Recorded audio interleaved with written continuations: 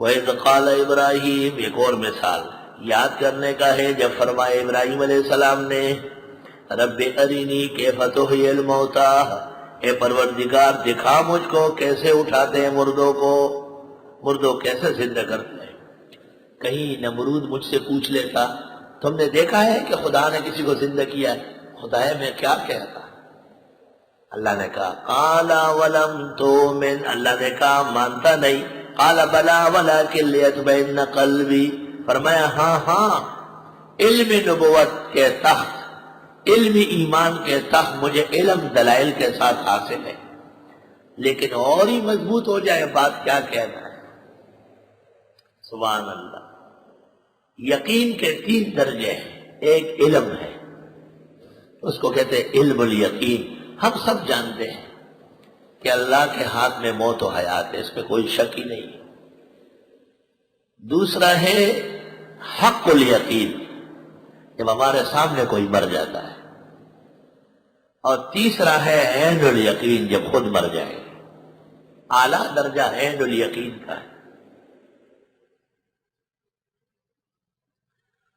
ابراہیم علیہ السلام کو علم الیقین تو حاصل ہے، ولیکن لیطمئن قلبی، لیکن میرا دل اور ہی مطمئن ہو جائے، حق الیقین عین الیقین بھی حاصل ہو جائے۔ قال فخذ اربعۃ من الطیر، اللہ تعالیٰ نے کہا لیجئے 4 پرندے، فصرہن الیک، کاٹ دے ان کو اپنے پاس، ثم جعل علی کل جبل منہن جزءا، پھر رکھ دے ہر پہاڑ پر ان کے ٹکڑے، اس کی ٹانگ اس کی گردن، اس کا چونچ اس کی آنکھ، ایتھے اوتھے رکھ دے۔ 4 پرندے، مفسرین کو جو جو پرندے پسند ہے وہ لکھ دیے۔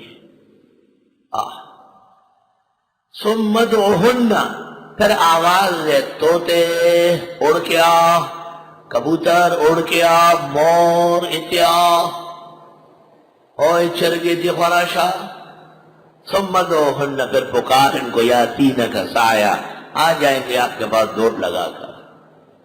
حضرت 4 پرندے ذبح کیے، ان کے ٹکڑے ٹکڑے کیے، ادھر ادھر ادھر ادھر رکھوا لیے، پھر درمیان میں کھڑے ہو کے ایک ایک پرندے کا نام لیتے تھے اور اس کے اعضاء جڑتے تھے اور آپس میں زندہ ہو کر کے حضرت کی طرف آ کے پر ہلاتے تھے۔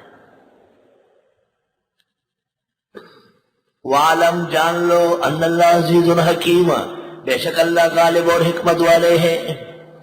اگر ٹکڑے ٹکڑے پرندے ابراہیم علیہ السلام کے قریب سے آواز سن سکتے ہیں تو قبر میں مردے بھی قبر کے پاس سن سکتے ہیں، یہ کوئی بعید نہیں ہے کہ اللہ ان کو سنا دے۔ سماع الموتى کلام الخلق قاطبة قد صحت لنا الآثار في الكتب، آیت النفی معناها نفی ہدا، لا يسمعون اے لا يسغون للأدب، سنتکلم علیہ اذا جاء الاوان، اصبر یا طالب لا تعجل لأن العجلة من الشیطان۔